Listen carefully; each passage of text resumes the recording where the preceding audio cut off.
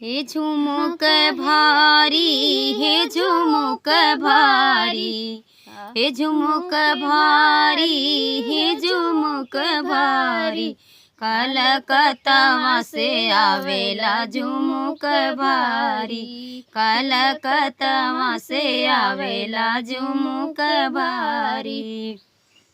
तो बहुत ही प्यारा गीत है, सोहर उठान गीत। तो सुनिए कि ननद जी किस पर उनका ध्यान है, किस जेवर पर। तो सुने, बहुत ही लास्ट तक सुने इस गीत को। 5 25 के 36 के रे टिकवा, 5 25 के 36 के रे टिकवा, टिकवा से पतवा अधिक भारी, ओ टिकवा से पतवा अधिक भारी, भौजी उहले बैठी कवा महंग साड़ी, भौजी उहले बैठी कवा महंग साड़ी। हे झुमुक भारी, हे झुमुक भारी, हे झुमुक भारी, हे झुमुक भारी, कलकत्ता से आवेला झुमुक भारी, कलकत्ता से आवेला झुमुक भारी। हे झुमुक भारी, हे झुमुक भारी, कलकत्ता से आवेला झुमुक भारी।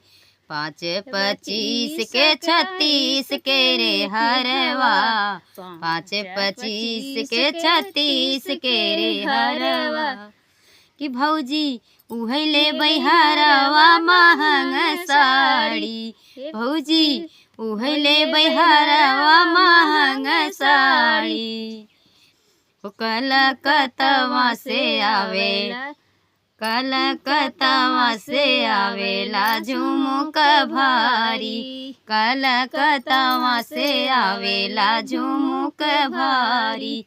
हे झुमुक भारी, हे झुमुक भारी, कलकत्ता से आवेला झुमुक भारी। सासू सोहागिन बड़ी भागिन, अन धन लुटावेली हो, सासू सोहागिन बड़ी भागिन, अन धन लुटावेली हो, कि सखिया गोतनी पर स्ने गाँव सोहर गाई के सुनावेली हो, सखिया गोतनी पर स्ने गाँव सोहर गाई के सुनावेली हो, कि सखिया भइलनी हमरे अंगनावा, सखिया भइल लन मोरे अंगना, अंगनवा उठै सोहर हो, सखिया भइल लन हमरे गोदिया, आंगन उठै सोहर हो। जेठनी सोहागिन बड़ी भागिन, जेठनी सोहागिन बड़ी भागिन, ठुमका लगावेली हो, कि सखिया हंसी हंसी ललना खिलावेली, सब का देखावेली हो, कि सखिया हंसी हंसी ललना खिलावेली, सबके देखावेली हो, कि सखिया हमरे जे गोदी भैले ललना, आंगनवा उठै सोहर हो, सखिया मोरे गोदी भैले ललनवा, आंगनवा उठै सोहर हो।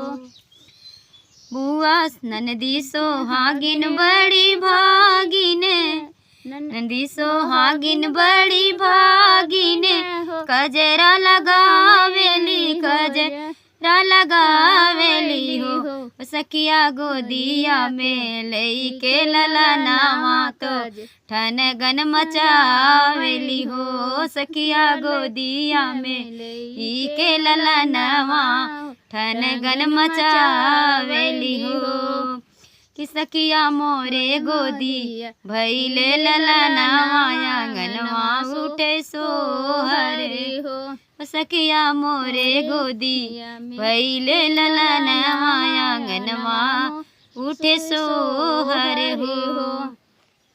तो बहुत ही प्यारा गीत सोहर उठान और सोहर जरूर सुनिएगा आप लोग, कैसा लगा। और काफ़ी दिन के बाद हम लोग गा रहे हैं क्योंकि हमारा गला बैठ गया है। गणपति में डीजे लगने की वजह से सब लोग को चिल्लाते चिल्लाते उसी में पता ही नहीं चला कि इतना तेज़ बोल रही हूँ, तो गला हमारा थोड़ा कम सही है। पर गाना कैसा है आप लोग डिसाइड करके हमें बता सकते हैं और कमेंट में लिख सकते हैं।